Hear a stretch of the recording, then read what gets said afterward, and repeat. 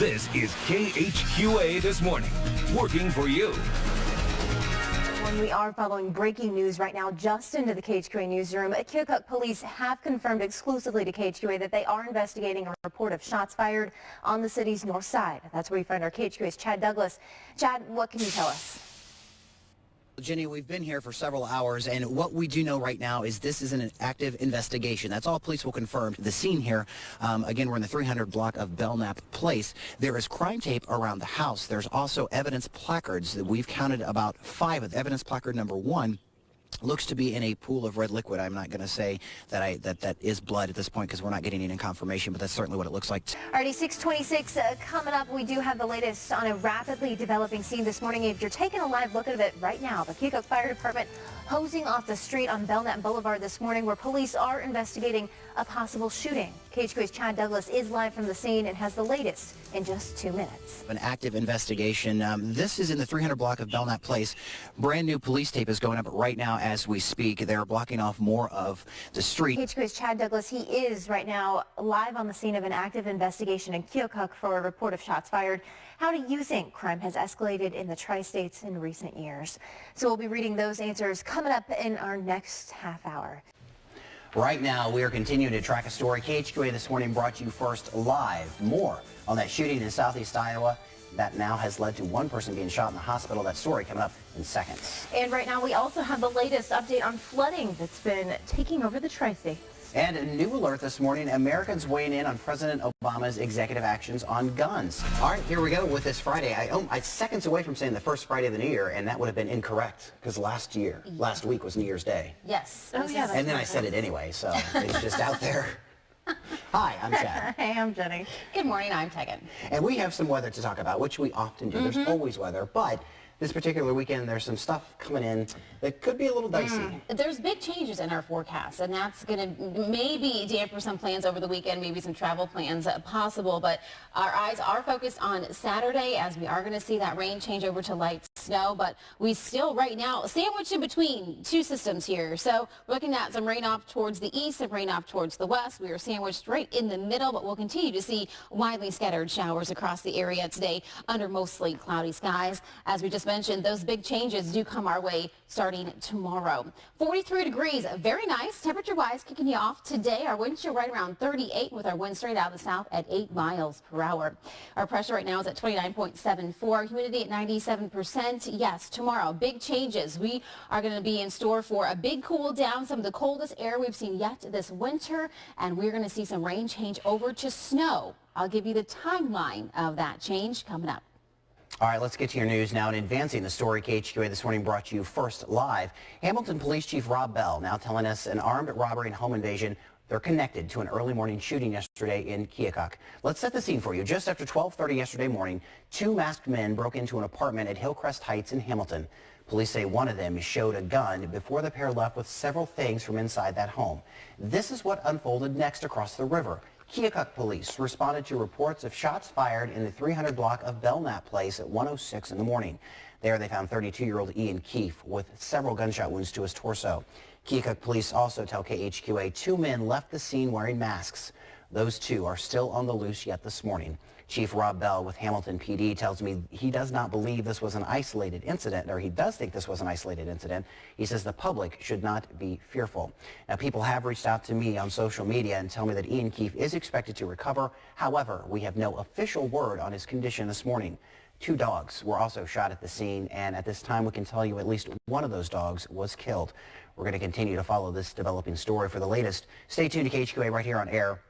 Also online at KHQA.com and the free KHQA app for Android and iPhone, and of course, Facebook and Twitter.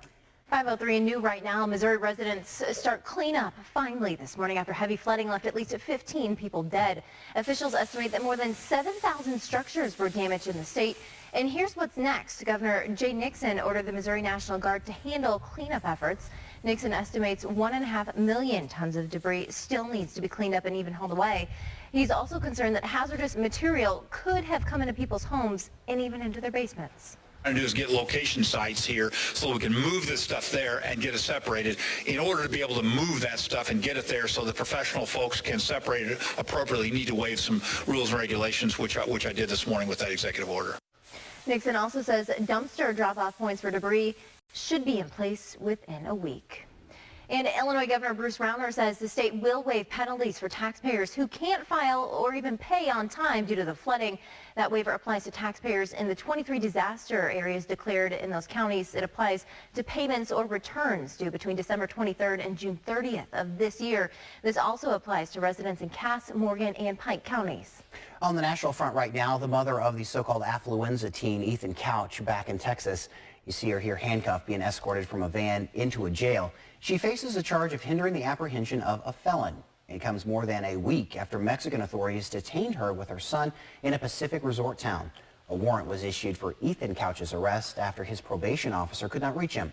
Ethan Couch was on probation for killing 4 people in a drunk driving crash in 2013 when he was 16 years old.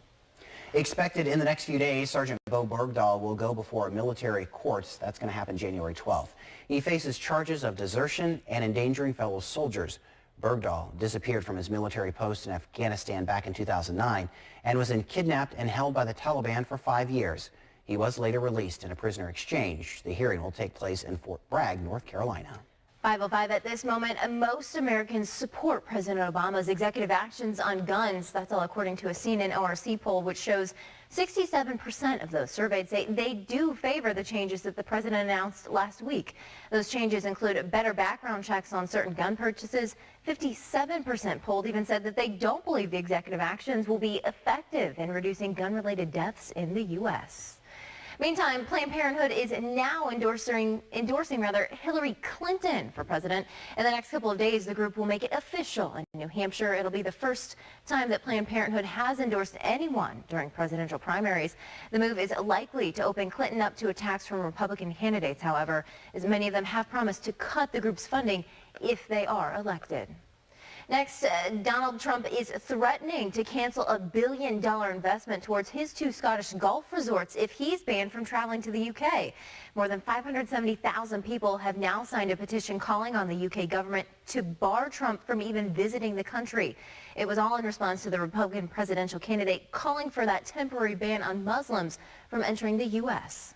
Today, January 8th, marks 5 years since a deadly shooting spree in Tucson, Arizona that left then-Congresswoman Gabrielle Giffords severely injured and 6 people dead. Giffords was speaking to constituents at a Congress on Your Corner event when 22-year-old Jared Lee Loeffner opened fire. Authorities believe Giffords was the target of the attack. Loeffner tried to escape but was taken down by bystanders. Well, new research shows a simple product could make a big difference in fighting a potentially deadly infection. We can show you what to expect a little later in the show. And next, one woman is recovering from injuries after being extracted from her car. That harrowing story coming up in just minutes. More rain likely today for the tri-state area, but snow not too far behind. I'll give you the timeline on when we can expect that snow to start and how much we can expect next. In your news today, downed trees causing widespread power outages across Quincy and other parts of the tri-states in the wake of a severe thunderstorm last evening. Cleanup underway today. Let's check in now with Lauren Khalil, who is live out and about. Lauren, what are you seeing? Good morning, guys. For most people here in Quincy and in Adams County, this is what the area looks like. But once the sunrise, this is what they're going to see. Just so much damage along side streets. You have complete rubble just in yards over people's homes. So many trees down. As you can see, let me grab my flashlight here. There are power lines going along the tree up at the top over there. Obviously, Ameren, they are out working. They've been working all night long. Ameren as well as electric company trucks that are out this morning as they gear up to try to restore power. If you can see in front of us, that's actually a car that is under that tree right there. Really scary situation. Let's take a look at the outage map now, if we can, from Ameren. This is just Illinois. I checked Missouri just before the show, and they're showing 99.9% of all the state of Missouri is fine. And they're actually telling us, too, this morning, our producer was making a couple calls as well, and Ameren is saying it could be a couple of days before this gets back. So reminding people, be patient. If you need to see neighbors and help, especially be sure to check on your elderly neighbors, any elderly family members.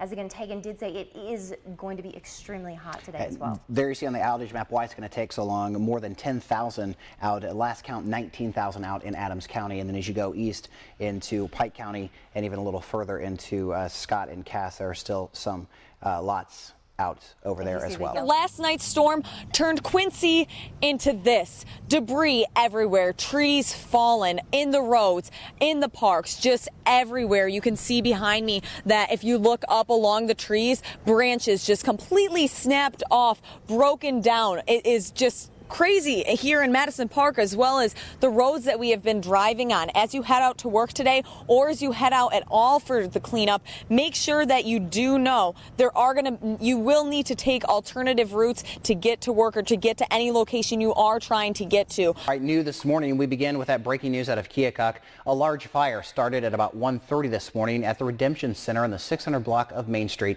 Look at this viewer-submitted video taken by Cody Saar at the height of the fire. About 20 firefighters battled the blaze for a few hours. Off-duty firefighters were also called in to help. At this hour, the fire is out, but crews are looking for hot spots. After that, the investigation kicks in to find out what started the fire. KHQA's Lauren Khalil is live in Keokuk this morning with the very latest. Good morning to you, Lauren. Good morning, Chad. Well, yes, I am in front of the Redemption Center when just moments ago firefighters were still trying to put out hot spots. Now you can see behind me they are discussing. And the buildings next to the Redemption Center, that was one of the challenges that the firefighters faced, was making sure that they contained the fire just in the Redemption Center. Now, they were successfully able to do so. The fire did not spread to any other buildings. But when I talked to Fire Chief Rose, he said that possibly the future of the building, as well as the buildings next to it, they may be torn down. So that's still in discussion. And then if you walk over here with me, there are still 3 fire trucks here. They are going to keep one of the fire trucks when they start the investigation. But again, that cannot start until all of the hot spots are out. On to your news now. Stefan Kreider is planned to be in court later today in Phoenix, Arizona. Meanwhile, the 3 other people charged in the death of Rayshon Humphrey Jr. in court yesterday here in Adams County for a second time. Yeah, that's right. And the hearing was scheduled to start at 10 a.m. for Julia Kreider only, but instead it began at 8:30. Stefan Kreider Jr. and Stefan Kreider III were also there as well. Adams County State's Attorney John Barnard says the time change was made for efficiency and security. There was no sight of the Humphrey family in the courtroom for the Kreider hearings on Tuesday. Heightened security was there, though. Quincy Police, Adams County Sheriff, and Illinois State Police were all in and outside of the courthouse. Last week's outbursts inside and outside the courtroom prompted more security this week, according to State's Attorney John Barnard. I wouldn't call it extravagant. It's a precautionary measure that we employ from time to time in cases that involve some level of sensitivity or public interest. Now, the charges against Stefan Kreider Jr. and Julia Kreider have changed from Class 2 felonies to Class 4. The original charges were amended to reflect the correct level of felony allegations. Barnard says the key difference is a reduced level of security. Class 4 felony carries a potential prison sentence of minimum 1 to 3 years, or if you're eligible for extended maximum sentence, as are Stefan Kreider Jr. and Julia Kreider, minimum 1 year, 6-year potential maximum. The Kreiders will be back in court June 3rd at 1:15 for their preliminary hearing. They are charged with conspiracy to obstruct justice. 5:11, time for your state-to-state headlines. Starting in Illinois this morning, Chicago has paid out $5.5 million to 57 people whose claims they were tortured by police decades ago were found to be credible. The money was paid yesterday to victims of a police unit commanded by John Burge. Most victims received checks of about $100,000. Now moving on to Missouri this morning, more than 100 Republican Missouri lawmakers are now calling for a University of Missouri assistant professor to be fired in response to her videotape clash with reporters during campus protests. The professor, if you remember, garnered national attention after she confronted a student photographer fanning debate about freedom of the press.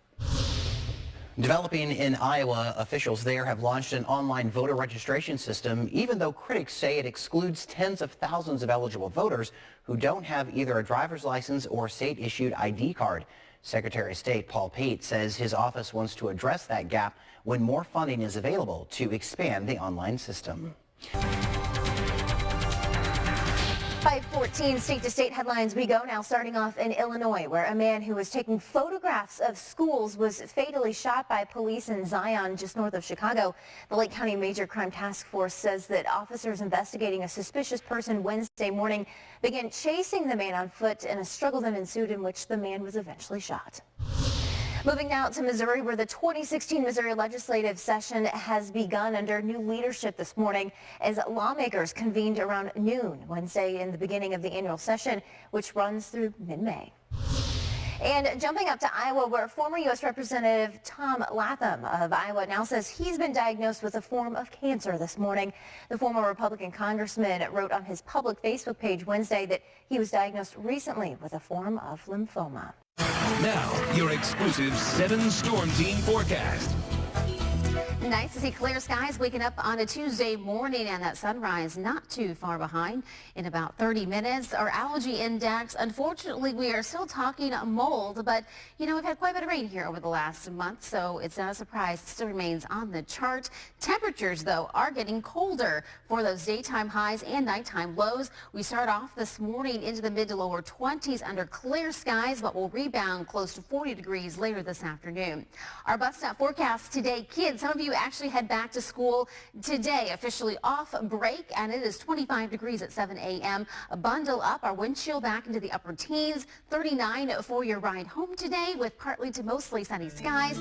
Your extended forecast, you will need your umbrella later this week, high near 40 tomorrow, and then we're back to 41. Good chances for rain late Wednesday heading into early Thursday and continuing through Friday. This weekend, though, chance for a bit of a wintry mix before Mother Nature throws us another curveball. We've got a big cool down in store for us Sunday and Monday. Highs in the 20s, lows near 15.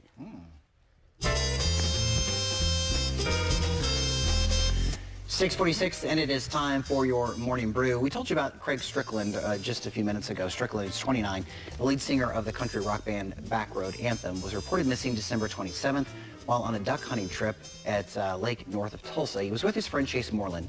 Severe weather hit, and a search party later found the two's boat capsized. Troopers also recovered Moreland's body from the lake last week. Strickland's wife, former Miss Arkansas Helen Strickland, tweeted that her husband's black lab, Sam, who was with the two at the time, was found alive. This is just so incredibly sad. And they searched for him. It was like a week in between the two finding them and finding the dog. It gave her, she even said, tweeting, gave her a little bit of hope seeing that the dog was found alive. Sure. But, I mean, awful. And then you talked about, too, before, they had kind of sent out a cryptic tweet before they had actually went. They knew they were heading into this storm, and they kind of sent out a tweet, a picture saying, hey, this is, if we don't come back, this is what we're heading into. So sad. Now, switching gears to something more happy, actress Anne Hathaway has confirmed she is indeed pregnant, and she used social media to do it. Rumors have swirled that the Oscar winner might be expecting a child. I'm telling you, she reported this months ago. Anyway, Hathaway did post a picture of herself in a swimsuit on Instagram. The photo showed an obvious baby bump. The image was racked up more than 270,000 likes and thousands of comments. And of course, this comes due to the fact that she was on vacation with her husband. Other people were taking photos of her, and she goes, you know what? I'm going to put out a photo that I like of myself in my swimsuit and my baby bump. There you go. One that she can actually control instead of people body shaming her. I like it. All right, well, Miss Universe finally speaking out this morning about Steve Harvey's recent mishap at the Miss Universe pageant. Yeah, it seems like there are no hard feelings. Take a listen. I respect him very much for that. Right away, he admitted that he made a mistake. He apologized. He actually went up to me backstage and he said sorry. I accept his apology, and I think that was speaks very highly of his character.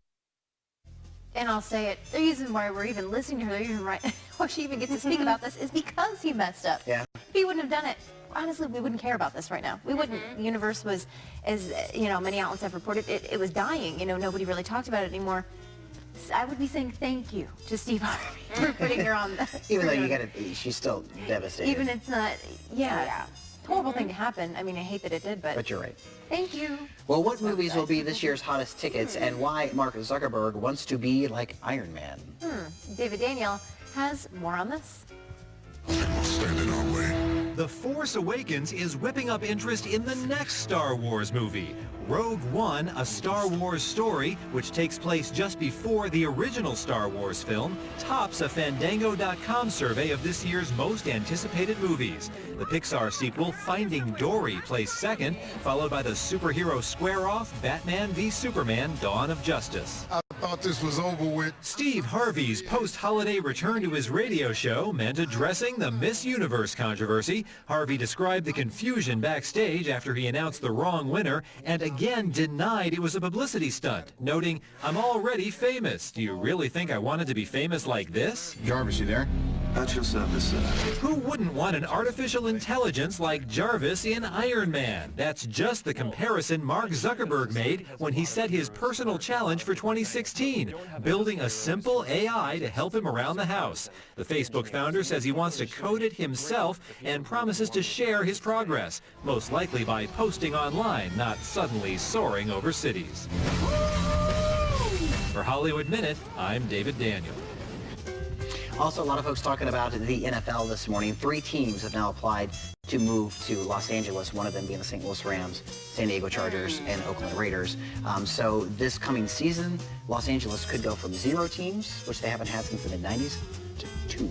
We're talking about sharing that. Don't take the Rams, though. You know what I mean? It's nice having 3 teams between, you have Kansas City, Chicago, and St. Louis, and the Rams have been there for over 20 years. Yeah, a long time. And St. Louis could still end up with a team. If Rams don't move, then the Chargers could come in, the Raiders. So the NFL owners will be voting on this soon. I'm shocked that you're talking about football. Right? It's all about the money, right? I mean, it is all about the money. I mean, Los Angeles is the 2nd biggest city in the country, so there's people there. There's some of this Some there of the as Rams well. players are probably thinking, St. Louis, L.A., much warmer. They might even live in L.A. They just, play for St. Louis. Trading the river for the ocean. I couldn't get over the fact that L.A. has not had a football team since the mid-90s. See, and I always thought they did until you started talking about it, and then I'm like, no, they haven't. Because they moved to St. Louis, right? The Rams. So well, they can stay there. I like them there. It's nice having an NFL team in I vote St. no. Louis. If It's been my a long vote time since counts. I've been, but Like you said, there could still be one if the Rams decide to leave. absolutely. 6:51 is your time. We're going to scoot to break. We've got your Tuesday morning news fix right after this. 6:23. Welcome back to KHQA this morning. Mike McGowan is here with us from Western Illinois University, my alma mater, and Tegan's alma mater. We like to throw that out anytime we can. With a tiny guitar. Actually, it's a ukulele. Is it offensive to call this a tiny guitar? Because I know ukuleles are the road. Most ukulele players would get a little I figured aggravated. So. I figured so. So what is it about a ukulele that makes it fun to play? Well, I think the thing that makes it the most fun is that it's simpler than the guitar. Oh, nice. Now, having said that, your fingers actually outnumber the strings, which is nice. Rather, guitar you have 6 strings. Sure. When I say it's simpler than the guitar, I think it's easier to pick up and begin playing. But once you start playing, you can go pretty far with this instrument, really far with this instrument. Play all kinds of things on it. Now, World Ukulele Day coming up Monday. Monday. It'll be at the Western Illinois Museum in Macomb from 7 to around 8:30. We're going to have folks come. It's really a sing-along, so if you've got your uke, bring it. We're expecting around 50 people who are just going to come and sing. Great. As well as the regular players. And so even if you don't play, how hard is it to learn? Let's learn some stuff here. Well, if you've ever played a stringed instrument before, it's basically set up with frets, and you have a fretboard. So you put your fingers on the strings between the frets, and that's going to change the no physics here. So that's going to change the vibration of the strings, and that's going to change the pitch. So if you take your ring finger and you on the first string there, and you take it and you press with your fingertip on the 3rd fret, yeah, there you go, and strum it with your thumb. That's going to give you a C chord. Okay. That'll give you a C chord. Now that's a different C chord than a guitar. Same chord, but different fingering. Because of the strings are gone. Because the strings are tuned differently on the instrument that way. So yeah, that'll give you a C. That's a one finger chord. There's some other 1-finger chords out there. Take your index finger and put it on the first string, 1st fret, and that's going to give you C7. Okay, and we're not going to get into chord theory here or anything like that, but basically you can play in a particular key, and how you press the strings is going to give you the component notes of any chord that you want to play, like that. And so you're playing on the fretboard, not over the sound. Oh yeah, guitarists will play over the the sound hole because they've got a great big instrument that they've got to hold. We have a smaller instrument that we need to hold, so we'll strum up here on the fretboard. Okay. You'll see people stand up. They'll actually tuck the instrument up like this, and they'll be strumming way up on the I feel like Dwight Yoakam. He kind of holds his guitar like this. Yeah. Well, before we let you go, let's hear you play something because I'm not going to make anything easy. Okay. This is a little thing I've been working on.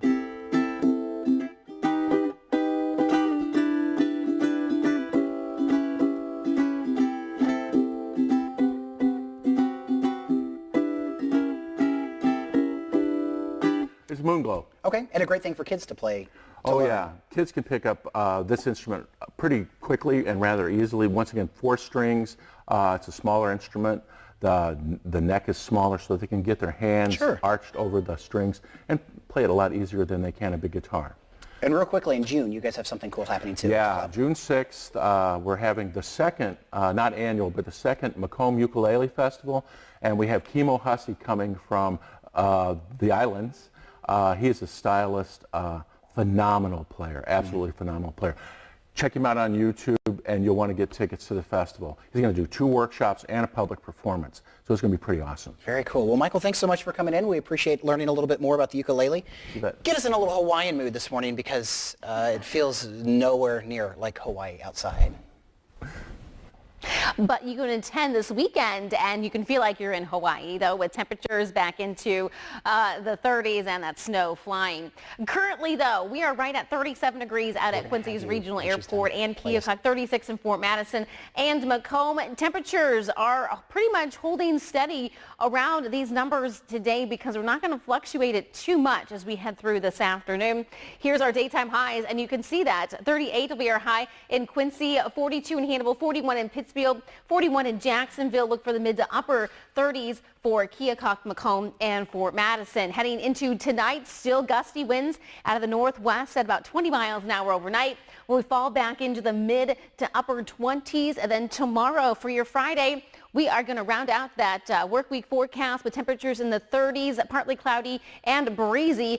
Gearing up, though, for some weekend snow here in the tri-states. A couple of inches is not out of the question.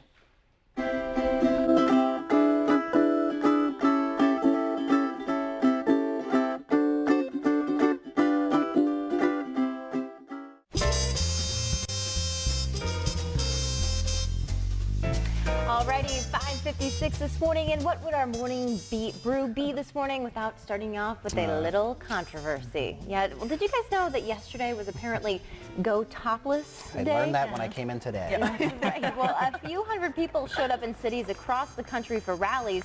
This video is from Minneapolis, Minnesota, where organizers say indecency laws criminalize women who go topless in public, and while those same laws, well, they don't apply to men. The group says the goal is to establish equal topless rights across the United States by 2020. You can chime in. That's our conversation on the wall this morning. What do you think? Do you think we should have that? The equal rights, or are you guys kind of against it? So that's on our Facebook page.